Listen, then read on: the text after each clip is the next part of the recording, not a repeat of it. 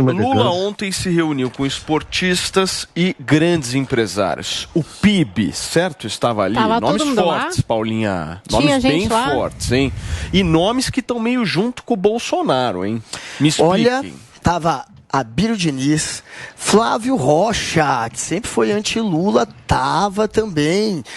Tinham os representantes da FEBRABAN, que é a Federação dos Bancos, do Fiesp, que hoje em dia é de esquerda, né, porque está o Trade lá na presidência, então virou de esquerda. Mas tinham inúmeros empresários que são anti-Lula. O André Esteves estava lá também.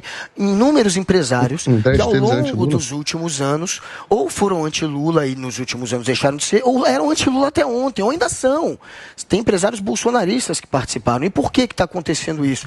Porque eles sabem que o que as pesquisas apontam é o que deve acontecer. O Lula é o favoritaço para vencer essa eleição, talvez, quem sabe já neste domingo, no primeiro turno, e eles queriam construir essa ponte. Eles já estavam reclamando que faltava uma ponte entre os empresários e o Lula. O Lula se negou semanas atrás a se reunir com os empresários. Ele estava empurrando com a barriga, mandando representantes do PT para esse tipo de encontro. Dessa vez ele falou, sou eu mesmo, vou lá.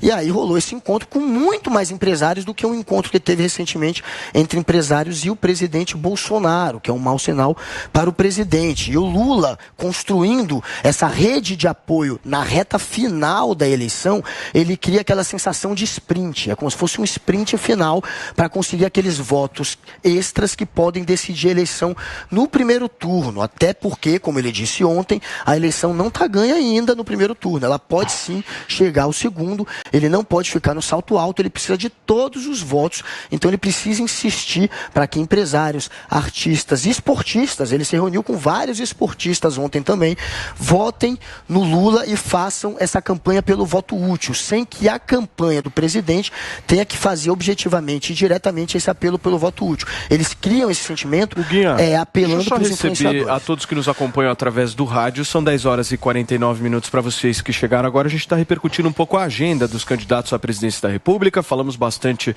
do que foi feito pelo Bolsonaro no dia de ontem, Lula se reunindo com alguns empresários e a gente está repercutindo justamente isso. Por favor. O Lula, então, está fazendo uma jogada final de criar esse movimento, essa rede de apoios que vai dar essa sensação de que ele é realmente o vencedor, ele pode vencer no primeiro turno. E isso pode criar esse ambiente favorável ao voto útil. Essa é a jogada dele. Por isso que ele se reuniu com artistas, esportistas e empresário entre segunda e quarta-feira, com muita gente de nome, com muita gente graúda participando. É aquele sprint final para essa tentativa de decidir a eleição no primeiro turno, porque ele sabe que ainda é muito difícil. Mas os tracks internos, mais uma informação aqui, os tracks internos do PT e do PMDB estão dando eleição decidida a favor do Lula no primeiro turno, com o Tebet em terceiro lugar. Zoe Martínez. Não, foi bom o Guga ter citado aí o nome desses empresários, para que todo o povo brasileiro de bem saibam quem são, né? Que às vezes o dinheiro acaba falando mais alto,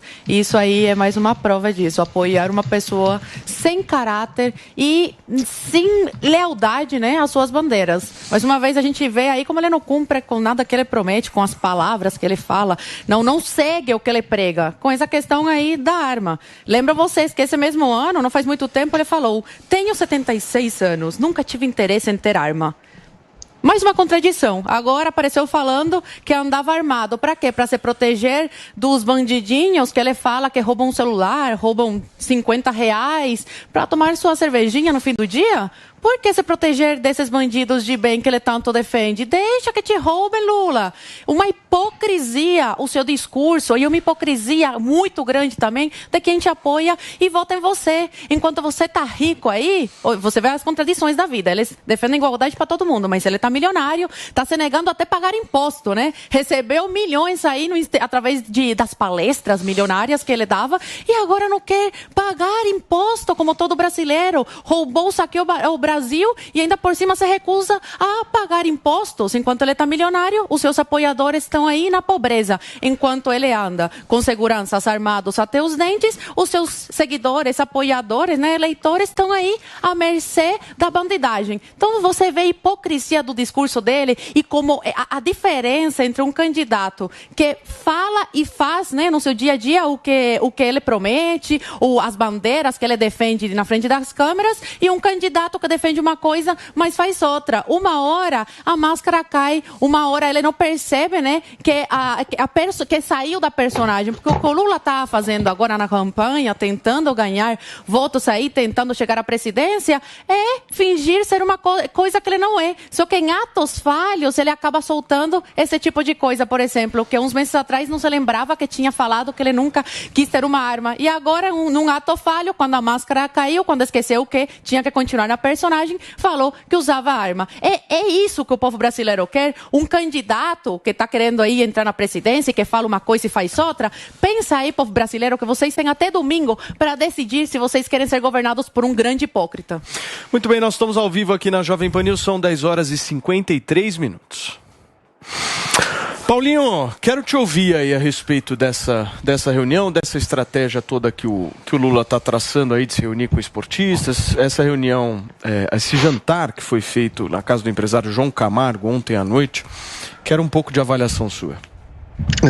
Muita coisa para falar nesse assunto. Vamos lá. Primeiro, tracking interno. Os trackings internos, eu não sei da veracidade desses trackings internos apresentados aí. Eu conheço o tracking interno da campanha do presidente Bolsonaro e posso dizer para vocês que a única coisa que de fato é verdade é que o ex-presidente Lula avançou de fato sobre os votos do Ciro Gomes nos últimos dias, o que mostra que o objetivo dos institutos de pesquisa de darem a impressão de que a eleição pode ser decidida no primeiro turno, esses objetivos estão sendo cumpridos e o maior prejudicado nessa história está sendo o Ciro Gomes. Chance desse pleito ser resolvido no primeiro turno, pelos números de tracking interno, absolutamente nenhum.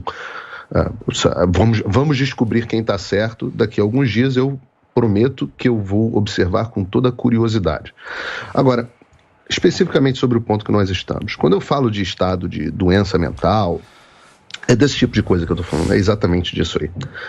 O cara vai num evento e fala lá sobre Bolsonaro ser supremacista branco, porque estava rodeado num evento lá qualquer de pessoas brancas.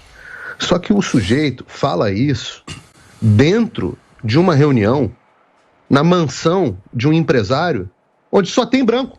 Ache um preto na foto. Por favor, achem um preto na foto. Onde está o Wally? Achem um preto na foto. E quantas mulheres, Paulo? Acho que tem uma mulher, tadinha. Ali tem uma mulher. Uma mulher, um bando de homem branco, velho, rico. Ô Paulinho, essa foto que está sendo exibida não é a do jantar. Essa foto que está sendo exibida é da reunião. Não, mostra o VT da reportagem. Mostra o VT da reportagem. Estava do teu lado a foto que não era do jantar, só para deixar claro. Não, o VT da reportagem, mas são todos. Olhem os eventos todos onde o Lula... Na casa do João Camargo estava lá um monte de negro, representação índio, trans, mulheres, metade eram mulheres. É essa representatividade que estava lá? Era praticamente um censo brasileiro. Ora, claro que não. Isso é que é a doença mental. O sujeito não sequer, eu não sei se percebe, ou se sequer percebe a contradição que ele mesmo está caindo. Ora, veja, o mesmo cara, é porque esse povo tem doença mental e mentira compulsiva. É o mesmo cara, eu tenho 70 e tantos anos, nunca, como a Zoe falou bem, nunca tive interesse em ter uma arma. É agora? Não, eu tinha uma arma. Vocês vê que o cara é mentiroso. O passado dele é fabricado de acordo com a necessidade eleitoral. O discurso é fabricado com a necessidade eleitoral. E agora ele diz, não, eu já tive uma arma, mas agora eu não ando mais armado. Ele não anda armado. Os seguranças dele, aqueles com metralhadora na mão, andam com o quê? Andam armados ou andam com um violão, letras de John Lennon, Nat Roots, Bob Marley, e aí se chega alguém, eles começam a cantar Imagine, e aí o bandido vai embora. Andam armados, pô. As pessoas andam armadas não é porque elas gostam de andar armadas. As pessoas andam armadas porque elas reconhecem que existe a possibilidade de violência no mundo e que nós precisamos estar preparados para nos proteger. Se você não tem o luxo de ter segurança presidencial, como o Lula tem, eu já tive, se você não tem esse luxo de ter segurança paga pelo contribuinte, o que você faz? Você anda você mesmo armado. Ora, claro, você vai fazer o quê? Se fosse o estado de segurança, ele não precisava andar nessa situação. Então, reparem, as incoerências, as mentiras, elas são constantes. E isso é a esse ponto que eu chamo a atenção como um estado patológico. Patológico, é um estado mental patológico. Muito bem. Turma, quando eu às vezes vejo, o Guga, algumas pessoas, por exemplo, da imprensa falarem empresários bolsonaristas, ou empresários lulistas, ou sei lá, tucanos empresários. Empresários lulistas eu nunca vi, não, tá? Eu já vi. Empresários esquerdistas, eu já vi. Já vi, inclusive, a direita falando, esse aí é financiado, sei lá, pelo... A dona da Magazine Luiza. Meu ponto é o seguinte, que eu trago aqui a Trajano, por exemplo, para vocês discutirem. Eu acho que empresário para valer, ele não é nem bolsonarista, nem lulista, nem o que for. Ele é ele. Porque ele tem negócio, ele tem emprego e ele precisa ter um diálogo com o Estado que vai implementar as regras, seja o Estado governado pela esquerda, seja pela direita, seja pelo centro. Você pega um mercado financeiro, por exemplo, a famosa Faria Limer. Muitos Faria Limers nos escutam, Paulinha, nesse exato momento. São um público cativo. Os Faria Limers, tem muito Faria Limer que adora o Paulinho Figueiredo, o Azul, e detesta. E você está aqui representando eles. Não sei se eles gostam tanto do... Mas tem Faria Limers também que detestam a Zoe e o Paulo Figueiredo. Nós estamos ao vivo aqui na Jovem Pan News, são 10 horas e 58 minutos. Mas é bom ser detestado, né, por algumas pessoas. Mas, Zoe, o ponto é o seguinte que eu tô querendo trazer. O cara que tá lidando com dinheiro, ele precisa ser muito pragmático. Com certeza. Muito pragmático. Eu acho, pelo menos. Fala isso para os empresários da Argentina, por exemplo.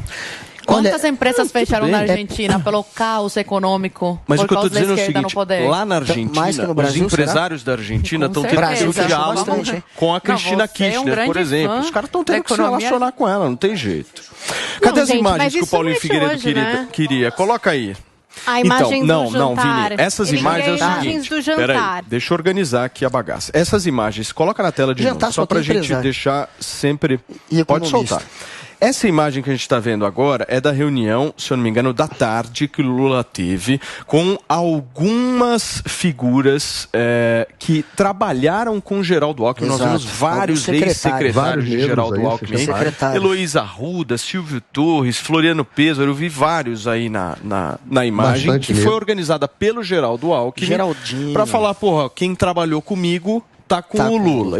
Isso é um trabalho do Geraldo. Aí à noite teve essa reunião com os famosos magnatas. Com os magnatas. Com os disseram que tinham homens fortes. 45 empresários. Eram 100 pessoas, mas empresários 45 e tinham economistas. Quantos também. Negros? A gente imagina que, como é o empresariado do Brasil, quase não tem negro em posição de destaque, né? É supremacista branco, não? Eu não vi a imagem ainda, mas indo pela lógica do que a gente sabe como é que são as empresas do Brasil, a gente sabe que são poucas as que têm negros em posição de CEO, né, em posição de destaque. Inclusive, a Trajano, da Magazine Luiza, que é uma que a gente pode dizer que é uma empresária mais à esquerda, ela fez isso na Magazine Luiza. Ela colocou lá uma cota para negros em posições de destaque, para colocar negro em posição de gerência e de diretoria, porque, enfim, ela quer que a empresa dela não esteja na mão só daquele mesmo perfil de Mas não tem diretores. Empresário negro? Então é assim que eles estão transformando, a partir das cotas. Negro no Brasil, tem pouquíssimos em posição de destaque. Tanto que essa discussão sobre as cotas, essas cotas que acabam sendo atacadas... Não tinha nenhum negro para ser convidado lá pro pelos Lula? Outros. Eu não sei, eu não vi a imagem inteira. Essa reunião de ex-secretário Eu não vi a imagem inteira, não. Supremacista branco, não? Eu não vi a imagem inteira, não. Mas enfim, eu estou explicando que pela lógica eu imagino que não deve ter muitos, né? É uma questão de Brasil mesmo, não deve ter empresários e economistas. O Alckmin é supremacista branco, não tem empresário preto, não tem empresário mulher para chamar para reunião? Quem que é supremacista branco? Eu não me senti representado. Eu não sei, estou perguntando, o Alckmin é? Não tinha ninguém, não tinha nenhum preto para chamar para reunião? Não entendi, essa imagem de novo não era. Era uma boa hora do Lula fazer um discurso pró-minorias, né? Para o quê? Pró-minorias. Devia estar indignado aí, né? Nessa reunião, nesse jantar, falando, gente, cadê as mulheres dessas empresas? Não tem. Olha, a questão do Bolsonaro acho que vai além da representatividade, viu? Eu acho que há outros slogans que assemelharam ele a discursos mais extremistas. Eu acho que há posições dele também muito extremistas e falas dele. Eu acho que não é só uma questão de perfil de um supremacia branca aí na tela de vocês. Só um perfil de um encontro. Eu acho que o Bolsonaro é atacado por outras razões. Muito bem.